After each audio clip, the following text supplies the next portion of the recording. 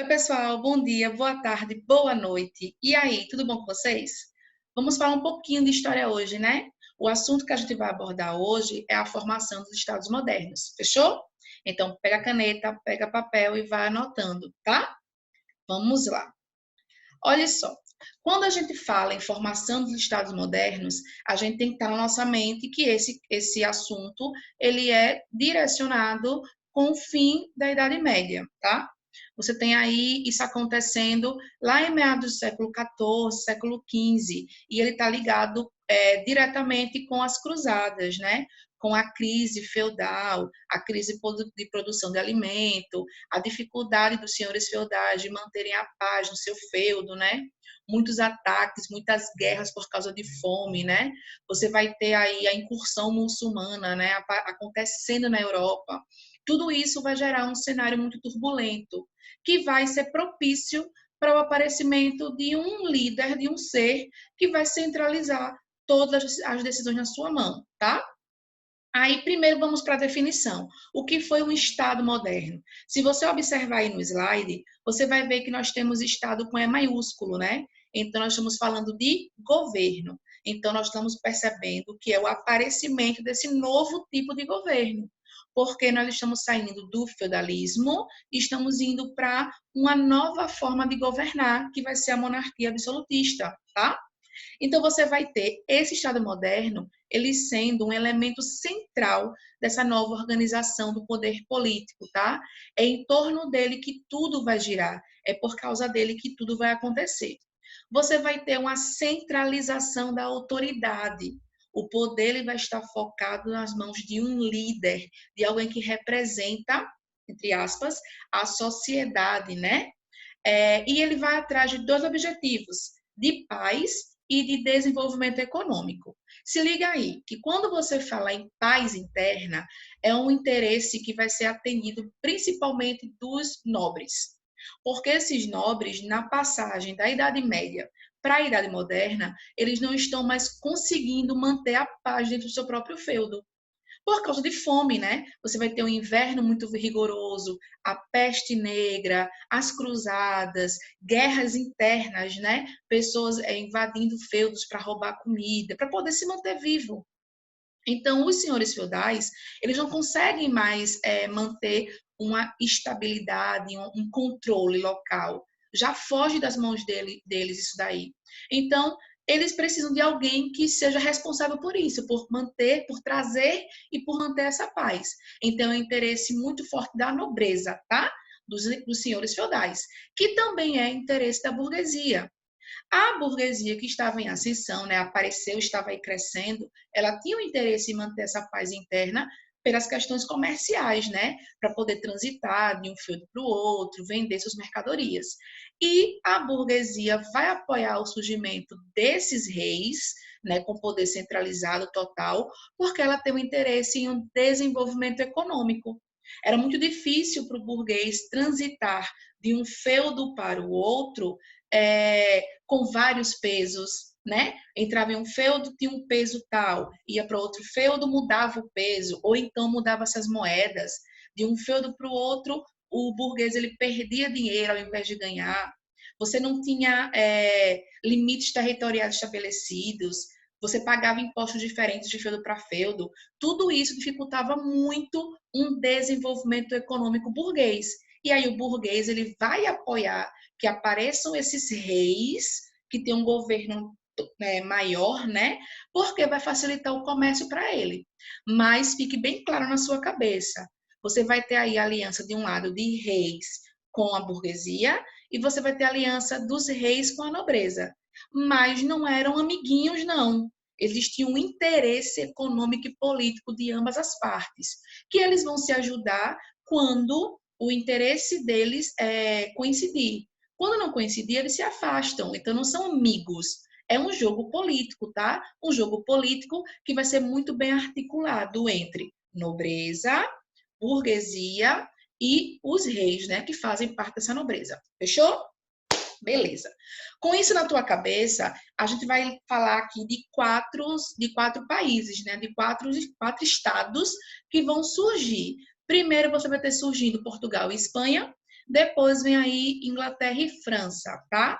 Portugal e Espanha se destaca e eles terem aparecido primeiro como nações centralizadas é tão forte que lá no século XVI, final do século XV para o século XVI, é Portugal e Espanha que vão lançar os primeiros navios em direção às Índias. São eles que vão começar o processo de expansão marítima, tá? Tá tudo ligado. Como eles se unificaram primeiro, eles conseguiram sair na frente desse processo expansionista lá na frente. Mas isso são cenas, né, de outros capítulos. Vamos focar nisso aqui agora. Vamos entender como é que surgem as principais nações da Idade Moderna: Portugal, Espanha, Inglaterra, França, que são 4 países aí, 4 nações que vão ter uma influência muito forte na Idade Moderna e na Idade Contemporânea, que a gente vai estudar lá na frente. Beleza? Vamos para a Península Ibérica. Olha só. O caso ibérico, né? Portugal e Espanha. Há quem costume levar tudo num bolo só, porque a unificação de Portugal e de Espanha está muito ligada às cruzadas. Você deve lembrar que o movimento cruzadista na Europa, ele tinha um objetivo, né?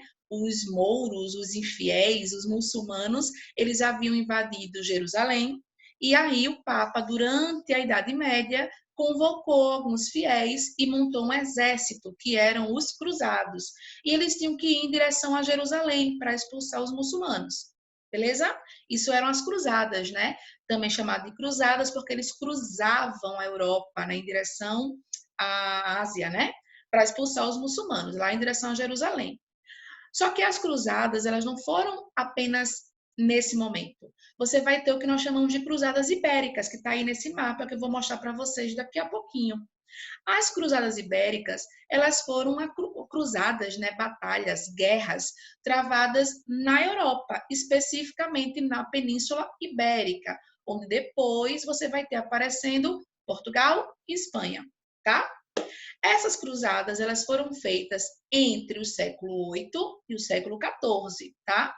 Tanto na Europa, na Península Ibérica, quanto em direção a Jerusalém. Aí você vai ter a seguinte situação. Olha esse mapa.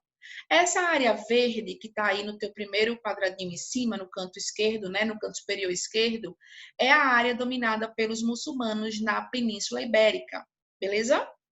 Então, toda essa área verde aí, nesse primeiro quadradinho, no canto superior esquerdo, pertencia aos muçulmanos. Você vai percebendo, quando você vai passando os quadrados, que essa área ela vai diminuindo, né? Então, é uma retomada, é uma reconquista. As cruzadas ibéricas, elas também recebem esse nome, de Guerra da Reconquista. Por quê? Os católicos na Península Ibérica, eles vão reconquistando pouco a pouco o território que os muçulmanos invadiram, que os muçulmanos conquistaram na Península Ibérica. Por isso é chamado de Guerra da Reconquista.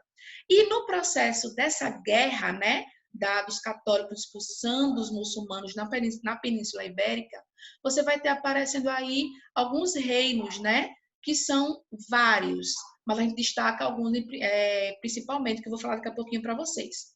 Você vai perceber que nesse último quadradinho aí, no canto inferior direito, você vai ter apenas um último reduto, que é a cidade de Granada, que vai ser o último local que vai ser onde você vai ter expulsando aí os muçulmanos, tá? Então, vamos lá. Deixa eu voltar aqui, pronto. O caso de Portugal, né? A unificação portuguesa. O que é que você vai ter? Tanto Portugal como Espanha estão ligados à Guerra da Reconquista, beleza? As guerras da Reconquista é o pontapé inicial para ter aí surgindo essas duas grandes nações, tá? Aí você vai ter o seguinte, você vai ter os reinos de Leão e Castela, que eram os mais importantes, né, para o caso de Portugal, tá? Os reinos de Leão e Castela, eles eram dominados, né, governados pelo rei Afonso VI. Esse cara, ele recebeu uma ajuda muito forte da França, né, para expulsar os muçulmanos do território da Península Ibérica. E nesse contexto, né, de apoio francês, quem se destaca é Henrique de Borgonha. É isso mesmo. Henrique, eu fui confirmar agora o nome, porque é muito nome parecido, vocês vão perceber aí. Henrique de Borgonha, ele se torna um grande nome no processo da Guerra da Reconquista e ele ajuda muito os reis de Leão e de Castela a expulsar os muçulmanos. Aí, como forma de agradecimento, né, a Henrique de Borgonha, os reis de Leão e Castela, eles vão entregar a ele a mão da sua filha, os reis de Leão e Castela, né? Eles vão pegar a dona Teresa, que era a filha deles, e vai entregá-la em matrimônio para Henrique de Borgonha. Roberta, mas por que um matrimônio? Era muito comum, desde a época da Idade Média, as relações, né, elas serem seladas com matrimônios. Era assim que um reino se juntava a outro através de casamento, de relações matrimoniais. Então, o rei de Leão e Castela, ele prometeu, ele entregou, para falar a verdade, a mão da sua filha, Dona Teresa, a Henrique de Borgonha, porque o cara tinha sido o grande responsável pela expulsão dos mouros da Península Ibérica. E, além disso, ele entregou não só a mão da filha, ele também deu para Henrique de Borgonha um condado, que pertencia a um conde, o chamado Condado Portucalense.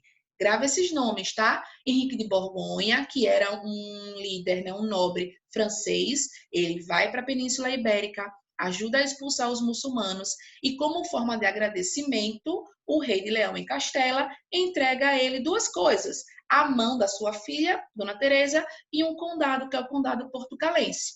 Beleza, fechou. Olha isso aqui. O Condado Portucalense, ele era originalmente deste tamanho, essa partezinha verde aí, tá? Toda a parte amarela que você está vendo aí no vídeo é domínio muçulmano. Então, o Condado Portucalense ele era bem pequenininho e é esse condado que Henrique de Borgonha recebe de presente ao se casar com Dona Teresa. Dona Teresa e Henrique de Borgonha vão ter um filho, que é Afonso Henriques. Esse cara, ele é o grande nome no processo de centralização monárquica. E é ele o grande responsável por fazer aparecer o país Portugal. Por quê? Porque Afonso Henriques, filho de Henrique de Borgonha e Dona Teresa, ele vai romper as relações que o condado portucalense, tem com os reinos de Leão e Castela. Ou seja, ele se rebela. Portugal aparece aí. Quando Afonso Henrique, ele rompe as relações com os reis de Leão e de Castela. Se liga que Afonso Henriques, ele era vassalo de Leão e Castela. Leão e Castela era seu sucerano. Ele, quando ele faz uma revolução, né? Ele faz um processo de rebeldia, é porque o vassalo, ele devia fidelidade ao seu sucerano. E Afonso Henrique não faz isso. Ele rompe com o rei de Leão e Castela e ele cria o país de Portugal. Ele se torna o primeiro rei de Portugal. E é durante o governo dele, de Afonso Henrique, que você vai ter uma expansão territorial acontecendo. Se liga aí. Ó, da esquerda para a direita, fechou? Você tem o Condado Portucalense, originalmente, aqui aparecendo em cima verde, e toda a parte amarela pertence aos muçulmanos. E você vai vendo que, com o passar dos anos, esse condado ele vai aumentando, né? Já deixa de ser um condado, vira o país Portugal, porque Afonso, né, ele já tinha quebrado a sua promessa de fidelidade com o rei de Leão e Castela. E aí ele vai conquistando as terras muçulmanas, vai expulsando os muçulmanos e ampliando o território de Portugal. Esse último territóriozinho que você vê aí amarelo no lado direito é Algarves, que vai ser conquistada só depois, tá? Mas que vai pertencer também a Portugal. Deixa eu voltar. Pronto. Aí você vai ter Afonso Henrique se tornando o primeiro rei de Portugal em 1139. Aí você vai dizer assim, Roberta, é aí que acontece o aparecimento do Estado Nacional Português?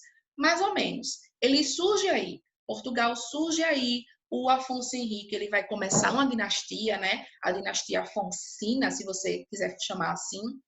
E aí, o fortalecimento de Portugal como país, como nação, vai acontecer dentro de um processo que nós chamamos de Revolução de Avis, beleza? O que vai acontecer? Em 1383, a dinastia Borgonha, que é a dinastia de Afonso Henriques, ela acaba. Por quê? Porque o último rei dela, Afonso Dom Fernando I, ele morre.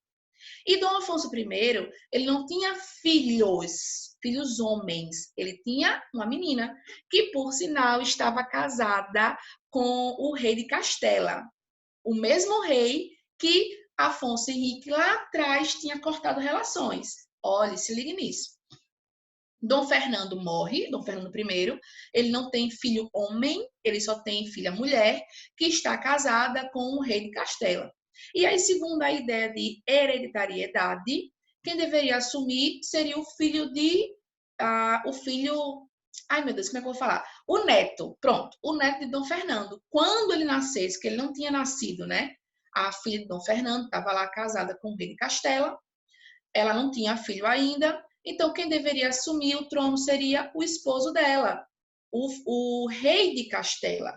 Só que, pense, Portugal tinha cortado relações com os reinos de Leão e Castela. Então, quando isso começou a ser cogitado, né, o rei de Castela governar Portugal, a população começou a se agitar, principalmente a burguesia.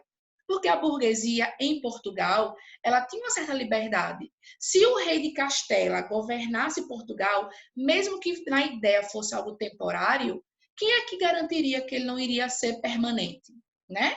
Quem é que iria garantir que o rei de Castela não iria aplicar um golpe e tomar para si Portugal? Então, você vai ter de 1383, que é quando o rei Dom Fernando I morre, né? Até 1385 acontece no que nós chamamos de Revolução de Avis. Aí, o que é isso, Roberta? Esse momento de 2 anos, onde Portugal fica meio que sem saber por quem vai ser governada. Vai ser o rei de Castela, que os portugueses não reconhecem como rei, ou vai ser outra pessoa? O que é que você vai ter aí? A burguesia, com medo que o rei de Castela governe e seja algo perpétuo para sempre, a burguesia portuguesa começa a apoiar o Dom João de Avis. Roberto, quem era Dom João de Avis? Por que esse cara aparece na história? Dom João de Avis, ele era um filho bastardo de Afonso Henriques. Ele era filho bastardo. Se ele é filho bastardo de Afonso Henrique, significa dizer que ele é irmão bastardo de Dom Fernando I, o que morreu e que não tinha deixado herdeiros homens. Ele era irmão bastardo dele, então também tinha direito ao trono. É por isso que a burguesia de Portugal apoia que ele assuma o trono e não o rei de Castela, tá? E aí você vai ter um momento de guerras mesmo, né? Você vai ter a burguesia apoiando Dom João de Avis e a nobreza apoiando a viúva de Dom Fernando I, que é Leonor Teles, a assumir o governo. Só que aí você vai ter uma disputa entre burguesia e nobreza. E essa guerra, né, Revolução de Avis, ela não envolve só portugueses, envolve franceses, envolve ingleses, que vai apoiar aí o pessoal. Resultado, quem vai ganhar essa disputa vai ser Dom João de Avis. E ele se torna o próximo rei de Portugal, começando uma nova dinastia, que é a dinastia de Avis. E é com ele no poder que você fecha esse ciclo de formação do Estado Nacional Português. Surge Portugal forte como país, como uma nação. E a Revolução de Avis, ela foi muito importante porque coloca a burguesia no poder. E é essa mesma burguesia quem vai financiar a expansão marítima portuguesa no final do século XV. Fechou? Vamos para a Espanha. Olha ele aqui, ó, que é Dom João de Avis. É muito importante você ver essas imagens, porque no Enem, História da Arte, cobra-se muito, tá? Então, vamos lá. Para o caso de Portugal, ou de Espanha. A Espanha, assim como Portugal, ela também é consequência das guerras de reconquista, tá? A Espanha ela é diretamente consequência dessas guerras. Por quê? Você vai ter um casamento acontecendo em 1469, desses dois carinhas aqui, ó, tá? Fernão, rei de Aragão, tanto vai ter Fernão como Fernando, é a mesma coisa, tá? Fernando, rei de Aragão, e Isabel, que ela era a rainha de Leão e Castela. Essas duas pessoas se casam com o objetivo de fechar um acordo aí, né, na luta contra os muçulmanos. E eles são os grandes nomes responsáveis por expulsar os muçulmanos do território deles. E aí, em 1492, eles conseguem fechar esse processo de aparecimento da Espanha como país, quando eles expulsam os muçulmanos de Granada. Lembra que eu falei? Aquele último pontinho lá, verde, que ainda era uma resistência muçulmana. Os dois reis, que são chamados de reis católicos, eles fortalecem o seu poder quando eles conseguem expulsar os infiéis da cidade de Granada. É quando acontece a consolidação do poder espanhol, tá? Roberta, se eu for falar em datas, quando é que surge a Espanha? No ano de 1469, que é o ano do casamento deles, tá? É quando surge a nação espanhola. Beleza. Espanha e Portugal foram os dois primeiros países a aparecer, as duas primeiras nações, né, do Estado moderno a se formar. Aí você vai ter o caso da Inglaterra.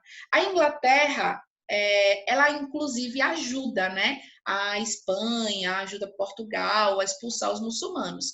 Só que ela tarda a se consolidar como nação. Portugal e Espanha aparecem primeiro, e depois Inglaterra e, por último, França. Por que que eles demoram a aparecer como país? Porque a Inglaterra estava envolvida numa guerra que nós costumamos chamar de Guerra dos 100 Anos. Essa guerra ela foi travada contra a França. E você observando aí as datas, você já vai dizer para mim, Roberta, mas não durou 100 anos. Não, durou mais um pouquinho, mas convencionou-se chamar de Guerra dos 100 Anos, tá?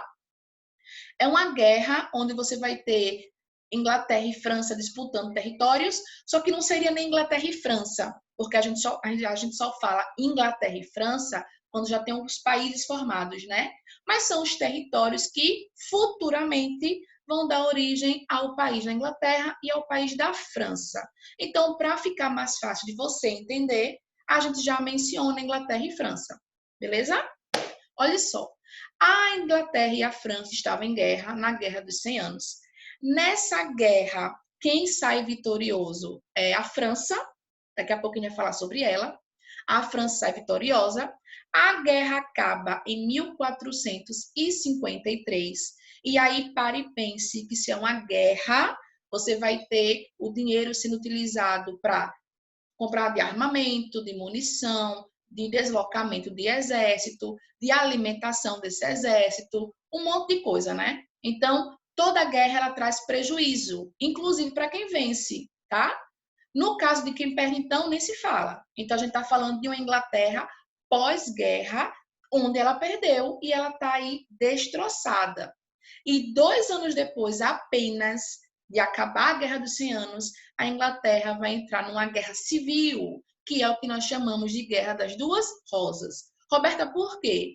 Porque a Guerra dos 100 Anos deixou a Inglaterra muito fragilizada.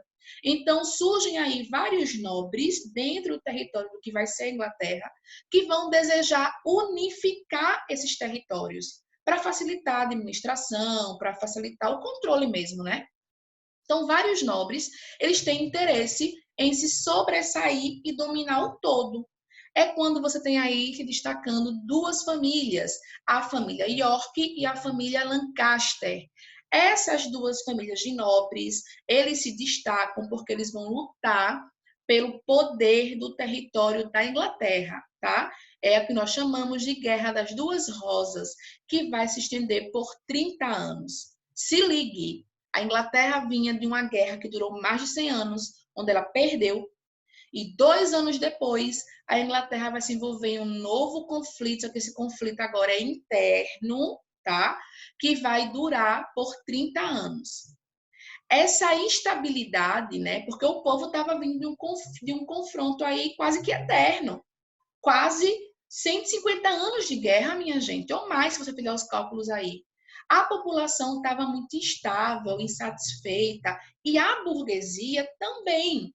Só que o interessante é que essas guerras, elas vão unir a burguesia. A burguesia percebe que ela precisa fazer alguma coisa, Porque quanto mais guerra acontece, menos a burguesia se desenvolve. Então, essa burguesia termina se unindo com um cara chamado Henrique Tudor, não sei como é que se pronuncia, Henrique Tudor, e esse cara, junto com a burguesia, vai fechar uma aliança com os Lancaster. Lembra? A Guerra das Duas Rosas, ela era travada entre York e Lancaster. Henrique Tudor, de uma outra família, vai receber ajuda, dinheiro dos burgueses, vai se armar junto com os Lancaster e vão enfrentar os York. E é aí que acontece a pacificação. Não é difícil de você perceber que você tem aí Henrique Tudor, burguesia e Lancaster, 3 contra os York, 1. Dá para perceber quem ganha, né? Então, quando acontece a vitória pelas mãos dos Lancaster, pelas mãos do Tudor e pelas mãos da burguesia, você vai ter um processo de pacificação. Henrique Tudor, ele vai ser coroado como o próximo rei da Inglaterra e ele passa a ser chamado como Henrique VIII, né? Centralizando a monarquia inglesa. O poder agora está nas mãos dele. E o que é que você tem que lembrar aí? Que Henrique VIII e a sua filha, Elizabeth I, eles são os principais nomes do Estado inglês, do governo inglês, tá? Desse momento aí de monarquia absolutista. Você vai ter aí aparecendo em 1212 a Magna Carta, que é uma força muito forte do parlamento na Inglaterra. O absolutismo na Inglaterra, ele existe, mas ele não é na totalidade. É muito bom a gente destacar isso, tá? Porque muita gente menciona sempre esse absolutismo, monarquia absolutista, e poucas pessoas conseguem perceber que a monarquia absolutista não acontece igual em todos os lugares. Na Inglaterra, ela é absolutista, mas ela não chega a ser um absolutismo de fato, tá? Porque na prática esse absolutismo ele vai ter um diferencialzinho aí, tá? O que é que você vai ter? Um equilíbrio entre o parlamento, né, que vai ter um certo poder de tempos em tempos, e o poder executivo real, o poder do rei. E aí vem a França. Essa França, deixa eu botar para cá. Essa França, ela estava envolvida na Guerra dos 100 Anos, vitoriosa, né? E aí vem o caso de Joana d'Arc, depois pesquise, que ela tem um papel muito importante na Guerra dos 100 Anos para a vitória francesa. Ela vem fortalecida com um exército com uma moral super forte, né? Só que ela tem aí algumas questões religiosas, porque você vai ter a família Valois, que era a mais importante na França, que é católica, e ela vai sempre lutar contra o poder dos protestantes, que na França são os calvinistas, né? Que nós chamamos eles de huguenotes. E esses huguenotes, eles são representados pela família Bourbon. Então, a França, ela tem umas questões aí religiosas muito fortes. Aí, o que é que vai acontecer? A família Valois, que era a família que estava no poder na França, estava no poder com Carlos IX. Esse cara, ele vai tentar controlar essa disputa de poder entre católicos e protestantes. O que é que ele faz? Ele tenta casar a própria irmã, Carlos IX, tenta casar a própria irmã, Marguerite, com Henrique de Navarra. Henrique de Navarra era o grande nome dos huguenotes na França, tá? Então, ele era a oposição, né, para Carlos IX, que era católico. Com o casamento, Carlos IX pensou o quê? Vou trazer uma estabilidade, vou trazer uma paz para a França. Só que isso não vai acontecer. O casamento, né, ele vai desencadear o que nós chamamos de Noite de São Bartolomeu. Deixa eu dar o zoom para você. Aqui, ó. Na Noite de São Bartolomeu aconteceu o assassinato de vários protestantes. Ou seja, o que Carlos IX pensou, que era trazer uma paz, não foi possível, tá? Henrique de Navarro vai se juntar com os burgueses, que na maioria eram protestantes, não só huguenotes, tá? Mas eram protestantes, de outras, né, ramificações protestantes, e Henrique de Navarra se junta com os protestantes, com os burgueses, e eles vão travar uma guerra contra os Valois, que essa guerra é vencida por Henrique de Navarro. Só que o que é interessante, Apesar de vencer a guerra contra os Valois, que eram católicos, e Henrique de Navarro era protestante, Henrique de Navarro se converte ao catolicismo. Para quê? Justamente para uniformizar, para acabar com os confrontos entre católicos e protestantes. E aí Henrique de Navarro se torna o Henrique VI. Ele começa na França a dinastia dos Bourbons. E ele vai criar algumas medidas, né, para tentar pacificar essa questão religiosa na França. Ele cria o Edito de Nantes, onde ele concede liberdade religiosa para os huguenotes, não vão ser mais perseguidos. Ele é responsável por um processo de pacificação. Aí Henrique IV morre, assume Luís XIII, que vai reconquistar territórios católicos que foram tomados há um tempo atrás. Depois ele falece e aí vem o auge do absolutismo, que é Luís XIV, chamado Rei Sol, que ele se define naquela frase, naquela expressão que o Estado sou eu, o governo sou eu. Ele é o símbolo máximo do absolutismo. E por falar em absolutismo, aqui vem a definição para você. Eu acho que eu dei zoom. Dei não, deixa eu voltar para cá.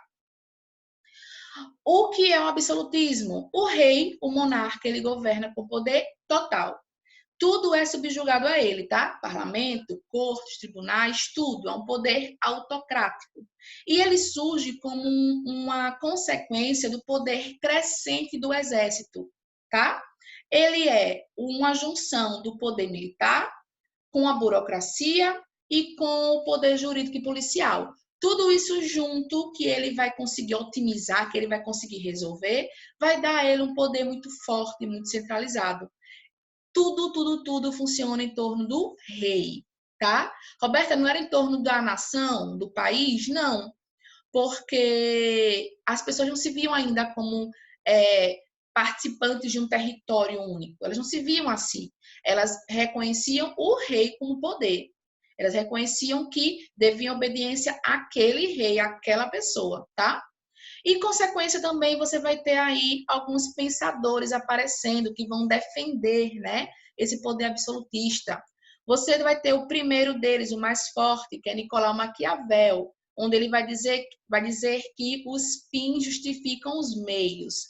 Nicolau Maquiavel, ele vai dizer, né, com essa frase, com essa expressão, que toda e qualquer atitude do rei ela é aceitável. Por quê? Ele está pensando mais lá na frente. Então, algumas coisas que ele decide aqui e agora, né, pode não ser moralmente aceita, mas você não pode contestar, porque ele está pensando no final, nos fins, né? Então, pouco importa o que ele fez para chegar no objetivo. O principal é que ele chegue no objetivo. Esse outro cara aqui é Jacques Bossuet. Ele vai criar a teoria do direito divino. De acordo com a teoria do direito divino, o direito do rei de governar vem de Deus. É uma vontade divina. Então, quem é você para questionar isso? Se Deus quis, você não contesta. E, por último, você tem Thomas More, que o principal livro dele, né, é o Leviatã. Thomas More tem uma fala que ele diz assim: o homem é o lobo do homem, né? E o Estado ele tem que ser forte, tem que ser centralizado para conter os impulsos naturais que vão gerar o caos. E o Leviatã, que é o monstro que controla tudo, é justamente o Estado. É ele o responsável por conter toda e qualquer situação de caos. Ele tem um poder total. Fechou? Ficou claro para você? Tem mais coisas aí que vão ser consequências desse momento. Mas isso são cenas dos próximos capítulos. Então, até a próxima. Tchau, tchau!